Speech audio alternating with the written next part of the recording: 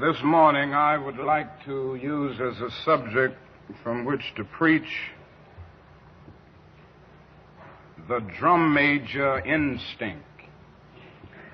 The drum major instinct. And our text for the morning is taken from a very familiar passage in the 10th chapter as recorded by St. Mark. Beginning with the 35th verse of that chapter, we read these words. And James and John, the sons of Zebedee, came unto him, saying, Master, we would that thou shouldest do for us whatsoever we shall desire. And he said unto them, What would ye that I should do for you? And they said unto him, Grant unto us that we may sit, one on thy right hand and the other on thy left hand in thy glory. But Jesus said unto them, Ye know not what ye ask.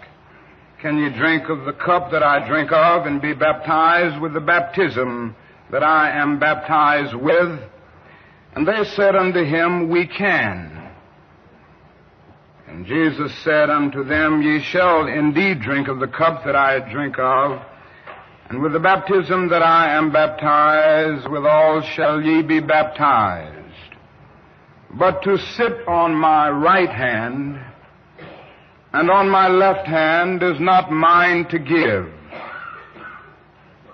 but it shall be given to them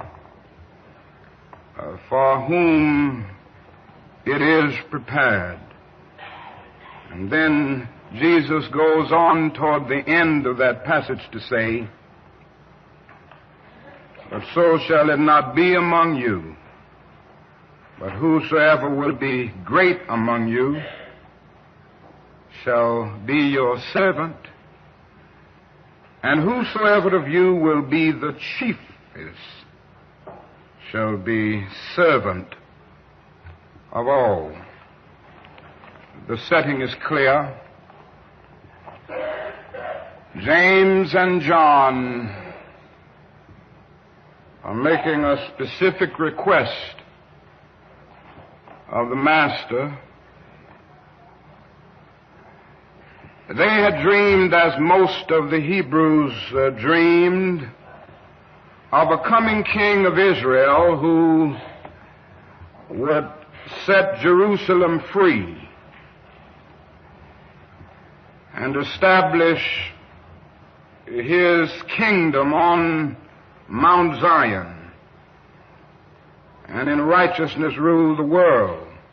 And they thought of Jesus as this kind of king, and they were thinking of that day when Jesus would reign supreme as this new king of Israel.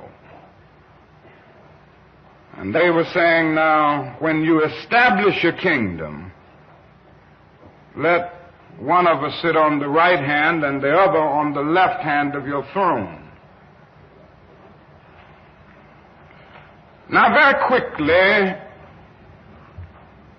we would automatically condemn James and John, and we would say they were selfish. Why would they make such a selfish request? But before we condemn them too quickly,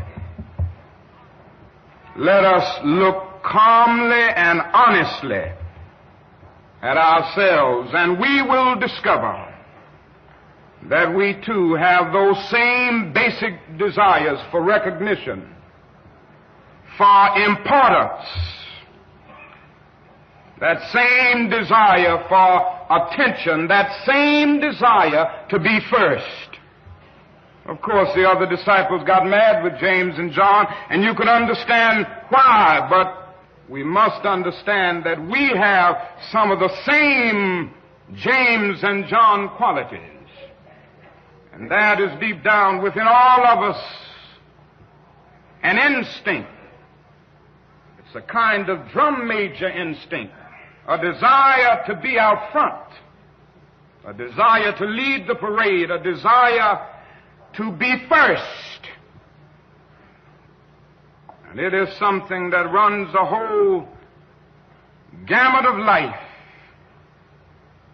And so before we condemn them, let us see that we all have the drum major instinct. We all want to be important, to surpass others, to achieve distinction, to lead the parade. What was the answer that Jesus gave these men? It's very interesting. One would have thought that Jesus would have condemned them. One would have thought that Jesus would have said, "You are out of your place. You are selfish. Why would you raise such a question?" But that isn't what Jesus did. He did something altogether different. He said in substance, "Oh, I see. You want to be first? You want to be great? You want to be important? You want to be significant? Well, you ought to be. If you're going to be my disciple, you must be." But he reordered priorities. And he said, yes, don't give up this instinct. It's a good instinct if you use it right. Yes. It's a good instinct if you don't distort it and pervert it. Don't give it up. Keep feeling the need for being important. Keep feeling the need for being first. But I want you to be first in love.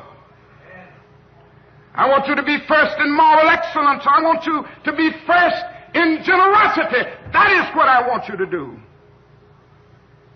And he transformed the situation by giving a new definition of greatness. And you know how he said it? He said, "Now, brethren, I can't give you greatness. And really, I can't make you first." This is what Jesus said to James and John. You must earn it. True greatness comes not by favoritism, but by fitness. And the right hand and the left are not mine to give. They belong to those who are prepared.